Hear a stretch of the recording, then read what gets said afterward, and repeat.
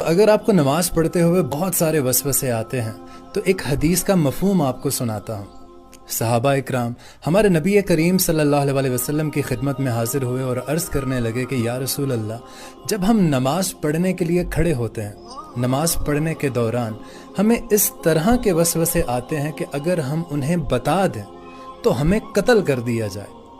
तो नबी पाक ने इरशाद फरमाया कि फिर आप लोग क्या करते हैं? तो सहाबा इकराम ने अर्ज़ की कि या रसूल अल्लाह, फिर हम उन ख्यालात, उन वसवसों को झटकने की कोशिश करते हैं। तो नबी करीम सल्लल्लाहु अलैहि वसल्लम ने इरशाद फरमाया कि सहाबा, ये जो तुम झटकने की कोशिश करते हो, ये असल में तुम्हारे वाज़े ईमान की अलामत है जो उन वसवसों के बीच में खड़ा हो जाता है। तो पता चला कि अगर आपको वसवसे आते हैं तो परेशान होने की ज़रूरत नहीं है। आप उन ख्यालात, उन वसवसों को झटकने की कोशिश किया करें। ये भी एक वाज़े ईमान